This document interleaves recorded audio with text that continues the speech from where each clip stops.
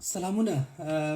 د مولانا فضل الرحمن چې د پاکستان د جمعیت علماء اسلام د ګوند مشر دی، د هغه د ځینې اعترافات را سره واورئ. په 14 کاله جهاد کې ما په پاکستان کې جهادي حلقه پیدا کړه که نه کړه پیدا، مسلح جهادي حلقه. اوس هم هغه ځوانان موجود دي، مړه لا نه دي، ځوانان دي لا هغه چې کروز استعمالول چلې هم زده وچي. بیا چې ته په خپل پاکستان کې خپل شهري ته په بین الاقوامي جنګونو کې د برخې لپاره تربیتونه ورکوي او تا په ملک یو حلقه پیدا سي، هغه یو فکري او نظریاتي حلقه وي. هغه چې دغه نظریې سره ته تصادم کوي، تا سره جنګ کوي، ورته کوم سره جنګ کوي. اوس په تو ورته وایي چې هغه جهاد و دا نه ده، اوس هغه جهاد و دغه نه ده، دا بیا تاسو د اختیار نه درکېږي، بیا به جنګ راځي. نو د مولانا د خبرو خو دا معنا ده چې دغه خلک چې تا روزلی دي او ستا بچي دي د نظریې په اساس دي روزلی دي، نو د دوی د نظریې سره ټکر چې دی دا خو به یو جنجال جوړوي، یو جنګ به راځي او ستا جنګ که راغلی دی یا راځي ستا له خپلو بچو سره به راځي، ځکه تا د نظریې په اساس چې خلک روزل او د نورو په هیوادونو کې نظامونه ورباندې چپه کول او تا هلته اسلامي نظامونه غوښتل، نو که ستا بچي ستا په خاوره باندې اسلامي نظام غواړي نو د هغو په وړاندې ته ولې خنډ جوړېږي؟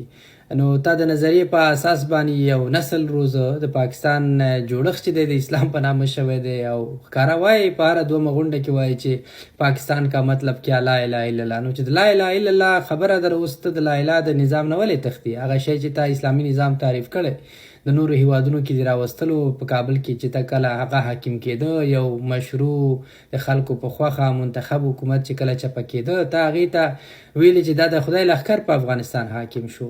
نو چې په نورو هیوادونو کې د اسلامي نظام دپاره دومره غوښتونکی، نو که اوس ستا په دې وطن کې اسلامي نظام څوک وغواړي د نظریې په اساس یو څه رامنځته کېږي، نو د هغې مخالفت څه معنا؟ د پاکستانیانو ولې د دغه دوګانه چلن سره مخ دي؟ یعنې هغه څه چې نورو هیوادونو کې غواړي اسلام یې بولي، په خپل وطن کې ولې اسلام نه غواړي؟ دا ساده پوښتنه ده د ټولو خلکو سره، د دنیا د ډېرو خلکو سره ده چې پاکستانیان ولې اسلام په نورو هیوادونو کې غواړي، نورو هیوادونو کې اسلامي نظام غواړي، په خپل هیواد کې ولې نه غواړي؟ سره د دې چې ډېرې مدرسې هم هلته دي او ډېر جهادي تنظیمونه هم هلته دي، ډېر اسلامي ګوندونه هم هلته دي او دوی د نورو هیوادونو کې د اسلامي نظام د نافذولو ډېر زیات شوق هم لري.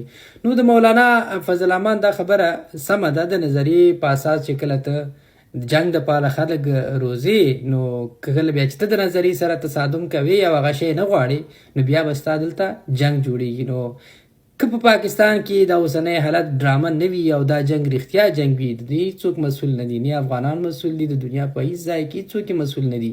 په خپله د پاکستان پوځ، د پاکستان استخبارات، د پاکستان حکومت، د پاکستان مشران چې دي هغه د دغه شي مسؤلیت لري، کوم څه چې په پاکستان کې روان دي.